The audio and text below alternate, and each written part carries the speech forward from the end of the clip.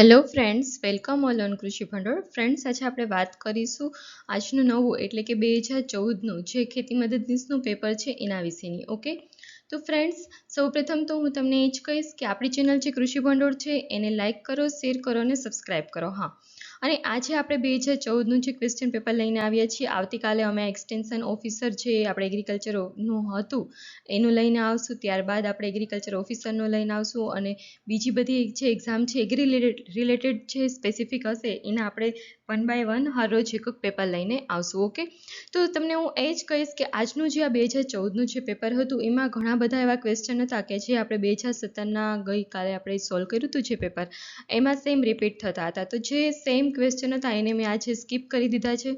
Okay, તો તમે એ વસ્તુ ખાસ નોટ કરજો. એટલે ઇન શોર્ટ મારો કહેવાનો મતલબ એ જ છે કે જો તમે 4 ઓપ્શનમાંથી પણ વ્યવસ્થિત રીતે કર્યું હોય તો પણ આજનું જે આપણું પેપર છે 2014નું એને રિલેટેડ આપણને 2017નું પેપર ઇઝી લાગે. મતલબ કે આપણને ઘણા ખરા ક્વેશ્ચન સેમ જોવા મળે છે કે જે ક્વેશ્ચન પૂછાણો હોય છે અને એના જે 4 ઓપ્શન હોય છે એમાંથી જ આપણને ફરી એક્ઝામમાં પૂછાય છે. એટલે ઇન શોર્ટ કહેવાનો મતલબ એટલો જ છે કે આ પેપર સોલ્વ કરવાથી પણ આપણને ઘણો ફાયદો થશે. ઓકે, તો આપણે બધા જ પેપર સોલ્વ કરીશું વ્યવસ્થિત રીતે કે જેથી આપણા જે ક્વેશ્ચન પૂછાયેલા છે ગૌણ સેવા મંડળે અને જીપીએસસી દ્વારા એગ્રીને લગતા, તો એ આપણા માટે કવર અપ થઈ જાય. ઓકે, તો સૌપ્રથમ સ્ટાર્ટ કરીએ આજના પેપરનું. તો ફર્સ્ટ ક્વેશ્ચન છે કે કઈ ઓલાદના બળદો કે જે સવાઈ ચાલ માટે પ્રખ્યાત છે? તો કાંકરેજ જે ગાય છે એના જે બળદો છે એ સવાઈ ચાલ માટે પ્રખ્યાત છે, અને કાંકરેજ ખુદ પણ સવાઈ ચાલ માટે પ્રખ્યાત છે. ઓકે, ત્યાર પછી આંબાની હાઇબ્રિડ સંકર જાત કઈ છે? તો આંબાની જે હાઇબ્રિડ સંકર જાત છે તે આમ્રપાલી છે. ઓકે, ત્યાર પછી નદી ખીણોના ઉપરવાસમાં આવેલા એકંદરે જૂનો કાપ ધરાવતી જમીનને શું કહેવામાં આવે છે? તો મેં તમને ગઈકાલે પણ કહ્યું હતું કે જે જૂનો કાપ હોય છે ને, આપણે એવું કહી શકીએ કે જૂનું થઈ ગયું છે, ભંગાર થઈ ગયું છે, તો આપણે એને બાંગર તરીકે યાદ રાખીએ છીએ, અને જે નવો પાક હોય છે તેને આપણે ખદર તરીકે ઓળખીએ છીએ, જે નવો કાપ હોય છે. ઓકે, તે પછી કયા પ્રકારના બીજમાંથી ફાઉન્ડેશન બીજ ઉત્પાદન કરી શકાય છે? તો બ્રીડર બીજમાંથી આપણે ફાઉન્ડેશન બીજનું ઉત્પાદન કરી શકાતું હોય છે. ત્યાર પછી વધુ વાદળછાયું વાતાવરણ હોય ત્યારે જીરાના પાકમાં કયા રોગનો ઉપદ્રવ વધે છે? તો જ્યારે વધુ પડતું આપણને વાદળછાયું વાતાવરણ જોવા મળે ત્યારે જીરાના જે પાક હોય છે એમાં ચરમી નામનો રોગ હોય છે, કે ચરમી રોગના લીધે આપણે જે જીરાનું જે ઉત્પાદન હોય છે ખૂબ જ ઓછું થઈ જાય છે. અને આપણને ખ્યાલ છે કે જીરું કે જે સ્પાઇસ ક્રોપ છે, મસાલા પાક છે, કે જેનું મેઇન રિસર્ચ સ્ટેશન ક્યાં આવેલું છે? જગુદાનમાં આવેલું છે. ઓકે, તે બાદ છે દૈનિક ખેત રોજમદાર જે હોય છે એની પાસે રોજના કેટલા કલાક પ્રમાણે કામ લઈ શકાય છે? તો જે દૈનિક કે આપણે જે રોજમદાર હોય છે તેની પાસે 8 કલાક મુજબ આપણે કામ લઈ શકાતું હોય છે. ત્યારબાદ છે ડોલી 5 એ કયા પ્રકારની જાત છે? તો ડોલી 5 એ રીંગણાની એક વેરાયટી છે. તે પછી ભારતમાં સિંચાઈ ક્ષેત્રે આજે સગવડતાઓ વધી છે કે જેના પરિણામે આજે દેશનો લગભગ કેટલા ટકા ભાગ સિંચાઈનો લાભ મેળવતો થયો છે? તો સિંચાઈની જે સુવિધાઓ વધી છે એના લીધે 40% દેશનો જે ભાગ છે કે જેમાં સિંચાઈ આપણને પૂરતી મળી રહે છે, પણ હજી 60% જે અનકવર ભાગ છે એવો આપણે કહી શકીએ છીએ, કે જેમાં ઘણા એવા પ્રોબ્લેમ્સ પણ છે. ઘણા જગ્યાએ આપણને ફોરેસ્ટ એરિયા છે કે જ્યાં આપણે સિંચાઈને પહોંચાડી શકતા નથી, કેમ કે ફોરેસ્ટ એરિયામાં આપણે કંઈ ફાર્મિંગ તો કરવાના હોતા નથી. ઓકે, ત્યારબાદ આગળ છે વનસ્પતિમાં સ્થૂલકોણક પેશી ક્યાં આવેલી છે? તો જે પર્ણદંડ હોય છે ત્યાં વનસ્પતિમાં સ્થૂલકોણક પેશી આવેલી હોય છે. ત્યારબાદ છે જમીન વિકાસ બેંક હવે કયા નામે ઓળખાય છે? તો જમીન વિકાસ બેંક જે છે તે અત્યારે સહકારી કૃષિ અને ગ્રામ વિકાસ બેંક તરીકે ઓળખાય છે. ત્યારબાદ છે રેતાળ જમીનમાં છાણિયું ખાતર અથવા તો કમ્પોસ્ટ ખાતર નાખવાથી જમીનમાં શું વધે છે?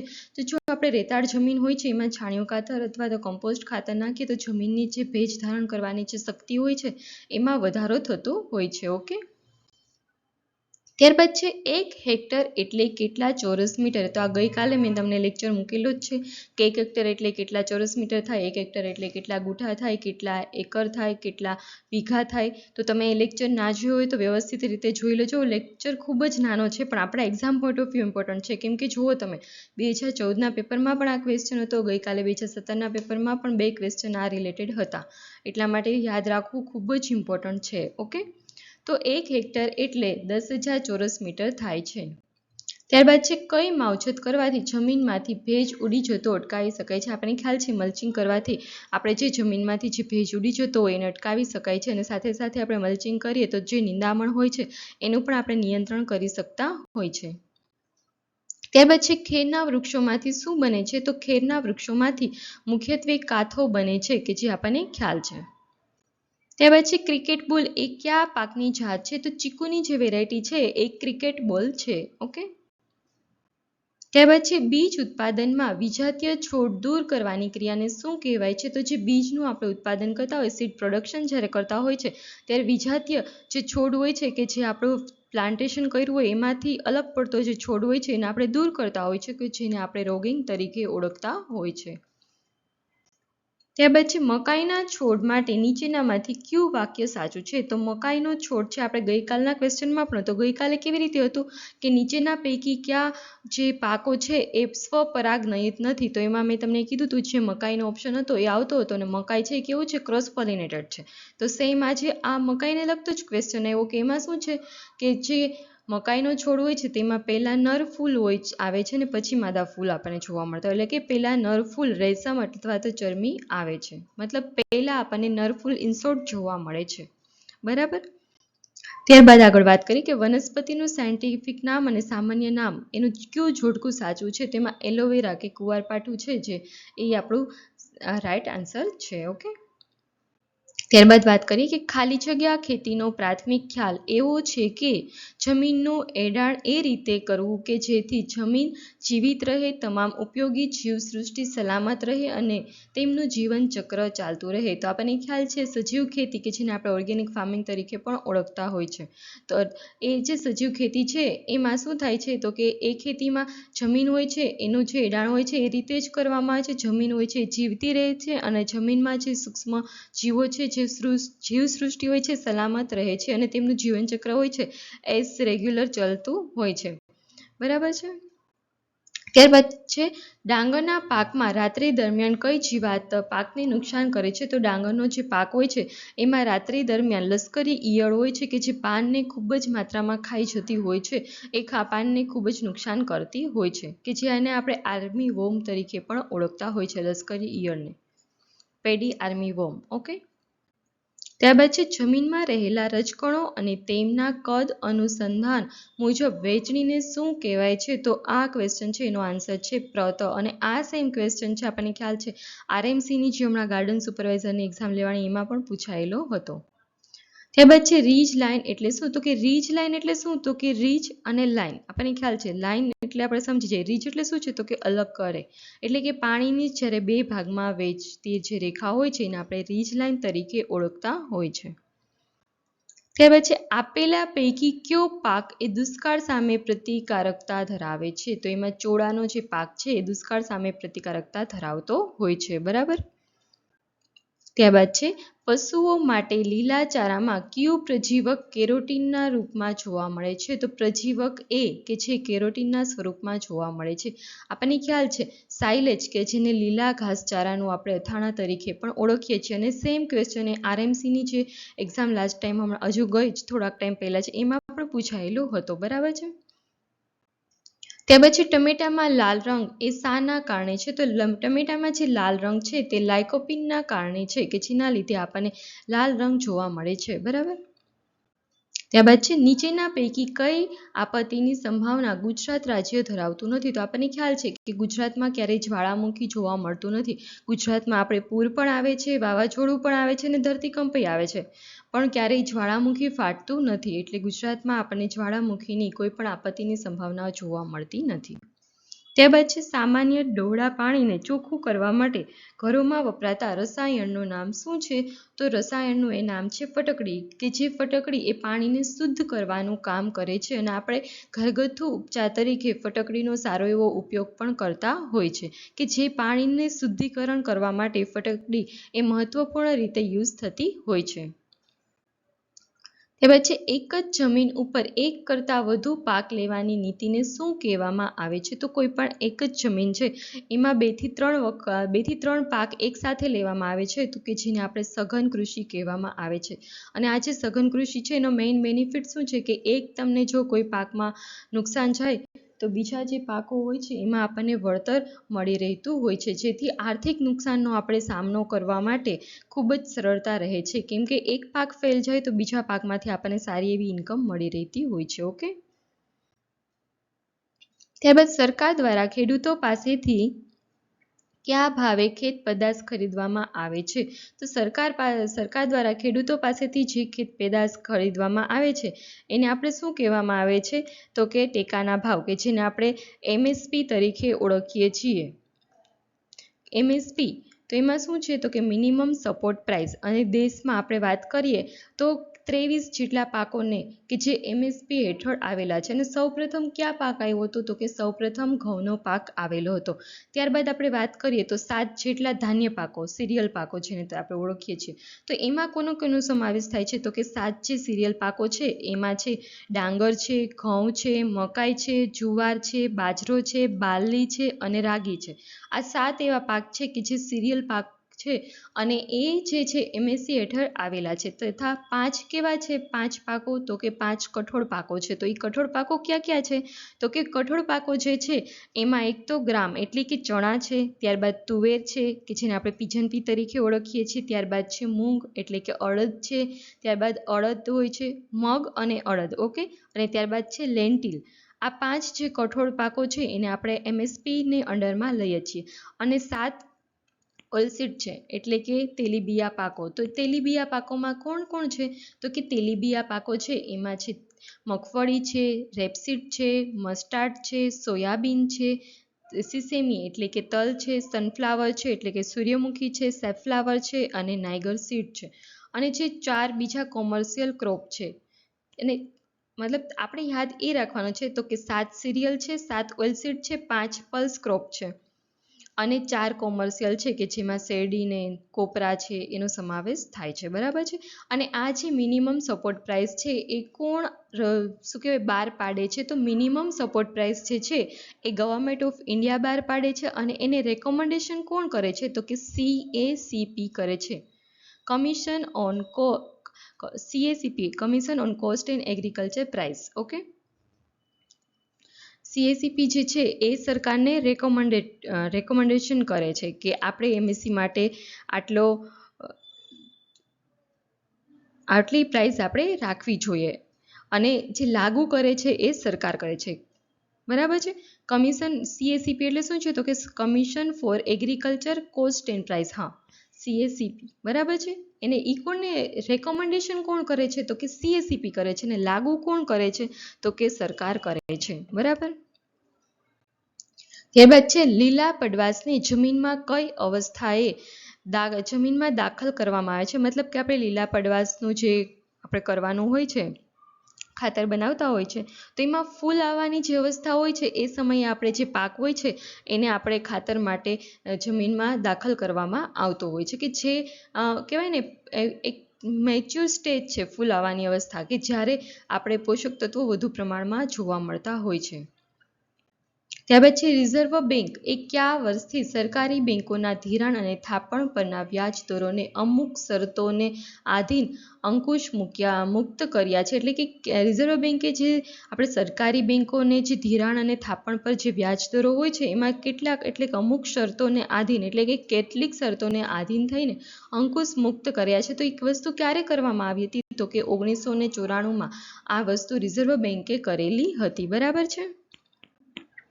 ત્યારબાદ છે આદર્શ પરિસ્થિતિમાં વર્મી કમ્પોસ્ટ બેડમાં 1 ચોરસ મીટરે કેટલા ગ્રામ અળસિયા નાખવા જોઈએ? તો આદર્શ જે પરિસ્થિતિ હોય છે વર્મી કમ્પોસ્ટ બનાવવામાં, તો એમાં 250 થી 300 ગ્રામ જેટલા અળસિયા એક બેડમાં નાખવા જોઈએ. કે જે આપણે અળસિયાની જે ખેતી કરીએ એને આપણે શું કહીએ છીએ? વર્મી કલ્ચર કહીએ છીએ. અને વર્મી કમ્પોસ્ટ કે જે અળસિયાનું ખાતર હોય છે એને આપણે વર્મી કમ્પોસ્ટ કહેવામાં આવતું હોય છે. બરાબર છે.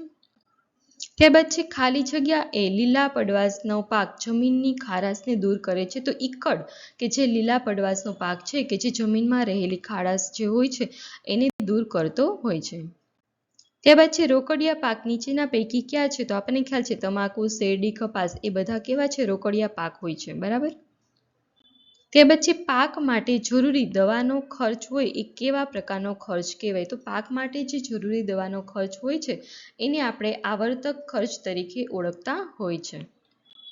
ત્યારબાદ છે ખાલી જગ્યાના બીજમાં બહુભૃણત્વનો ગુણ રહેલો છે. તો જે લીંબુનું બીજ છે એમાં આપણને બહુભૃણત્વનો ગુણ રહેલો જોવા મળે છે. ત્યાર પછી ખેત પેદાશ પર કયો માર્ક લગાવવામાં આવે છે? તો જે ખેત પેદાશો હોય છે તેમાં 1 માર્ક લગાવવામાં આવતો હોય છે. ત્યારબાદ છે ગુજરાતમાં ઈસબગુલને ખાલી જગ્યા તરીકે ઓળખવામાં આવે છે. તો આપણો જે ગુજરાત છે એમાં ઈસબગુલ, આ ગુળ છે એની જગ્યાએ ગુલ છે, બરાબર છે. ઈસબગુલ મિસ્ટેક છે, લ આવશે, અળ નહીં. ઓકે, ઈસબગુલને આપણે ઘોડા જીરું તરીકે પણ ઓળખતા હોય છે. ત્યારબાદ છે ભારતની જમીનને કુલ કેટલા ભાગમાં વહેંચવામાં આવે છે? તો ભારતની જમીનની વાત કરીએ તો કુલ અલગ અલગ 8 ભાગોમાં વહેંચવામાં આવે છે. ત્યાર પછી ઊભા પાકમાં કયું ખાતર દ્રાવણ બનાવીને છાંટી શકાય છે? તો જે ઊભો પાક હોય છે કે જેમાં આપણે યુરિયા ખાતરનું દ્રાવણ બનાવીને છાંટી શકીએ છીએ. આપણને ખ્યાલ છે નેનો યુરિયાનો કન્સેપ્ટ અત્યારે આવેલો છે કે જે કોણે રિલીઝ કરેલું છે? નેનો યુરિયા કોણે બનાવેલું છે? તો કે ઇફકોએ બનાવેલું છે. અને ઇફકો જે ફર્ટિલાઇઝર માટેની એક સારા એવી આપણે ઇન્ડિયામાં કંપની છે, બરાબર. ત્યારબાદ છે જાયદ પાકનો સમય કેટલો હોય છે? મતલબ કયા સમયગાળા દરમિયાન જાયદ પાક લેવામાં આવે છે? તો માર્ચથી જૂનનો જે સમયગાળો હોય છે એમાં આપણે જાયદ પાક લેતા હોય છે. ત્યારબાદ છે આંબામાં કઈ કલમ પ્રખ્યાત છે? તો આપણને એ પણ ખ્યાલ છે કે આંબામાં એ નૂતન પ્રકારની જે કલમ હોય છે તે પ્રખ્યાત હોય છે. ત્યારબાદ છે કૃષિ પેદાશના સંચય માટે સરકારે 1957માં કઈ સંસ્થાની સ્થાપના કરી હતી? એટલે કે કૃષિ પેદાશોનો જે આપણે સંચય કરવો એટલે કે સંગ્રહ કરીએ, સંચય કરીએ, એના માટે સરકારે 1957માં સેન્ટ્રલ વેરહાઉસ કોર્પોરેશનની સ્થાપના કરી હતી કે જે ગોડાઉનનું જે સ્ટ્રક્ચર હોય છે એ કેન્દ્ર સરકાર બનાવે અને એમાં બધી ખેત પેદાશો છે તથા પેસ્ટિસાઇડ કઈ છે, કઈ ફર્ટિલાઇઝર છે કે જેનો આપણે સંગ્રહ કરી શકતા હોય છે, બરાબર. એના માટે શું છે? તો કે સેન્ટ્રલ વેરહાઉસ કોર્પોરેશન. ત્યારબાદ છે તાલીમ અને મુલાકાતનો પાયાનો કાર્યકર કોણ છે? તો કે આપણને ખ્યાલ છે ગ્રામ સેવક કે જે ગ્રામ્ય સ્તરે આપણને જોવા મળે છે અને એ તાલીમ અને મુલાકાત માટેનો એ કાર્યકર હોય છે.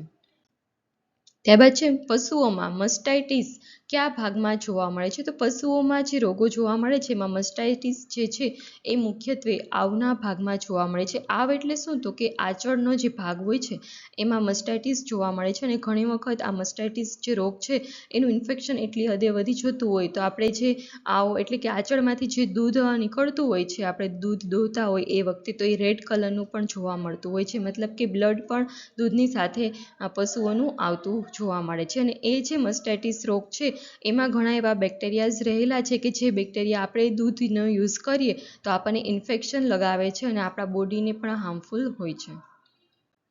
ત્યારબાદ છે જુવારના પાકમાં ખાલી જગ્યા નામની પરોપજીવી વનસ્પતિ નુકસાનકારક હોય છે. તો જુવારનો જે પાક હોય છે એમાં આગિયા નામની જે પરોપજીવી વનસ્પતિ હોય છે કે જે નુકસાનકારક હોય છે, બરાબર છે.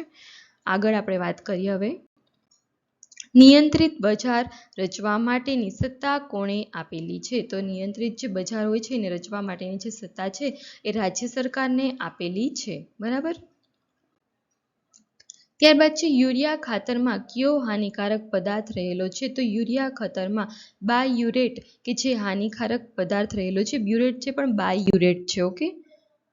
ત્યારબાદ છે ગાયના દૂધનો પીળાશ પડતો રંગ શાના આભારી છે? તો ગાયના દૂધમાં પીળાશ પડતો રંગ જે છે તે કેરોટીનને આભારી છે. યલોઇશ કલર જે આપણને જોવા મળે છે એ ગાયના દૂધમાં કેરોટીન રહેલું છે અને કેરોટીન જોવા મળે એટલે વિટામિન એ અથવા તો પ્રજીવક એ રહેલું છે, બરાબર. ત્યારબાદ છે સોનેરી પાનનો મુલક કયો પ્રદેશ છે? આપણને ખબર છે ચરોતર પ્રદેશ કે જેને આપણે સોનેરી પાનનો મુલક તરીકે ઓળખીએ છીએ કે જે આણંદમાં આવેલો છે, અને કાનમ પ્રદેશ કે જે આપણે ભરૂચમાં જોવા મળે છે, બરાબર. ત્યારબાદ છે જમીનનું વિદ્યુત વાહકતા એ શેનું પ્રમાણ દર્શાવે છે? તો કે જમીનમાં જે વિદ્યુત વાહકતા રહેલું હોય છે એ જમીનમાં રહેલા દ્રાવ્ય ક્ષારોનું જે વહન થતું હોય છે એનું આપણને પ્રમાણ દર્શાવે છે. બરાબર છે. તો ફ્રેન્ડ્સ, આજે આપણે 2014ના જે ખેતી મદદનીશના જે ક્વેશ્ચન હતા એનો આજે આપણે કમ્પ્લીટ કર્યું છે.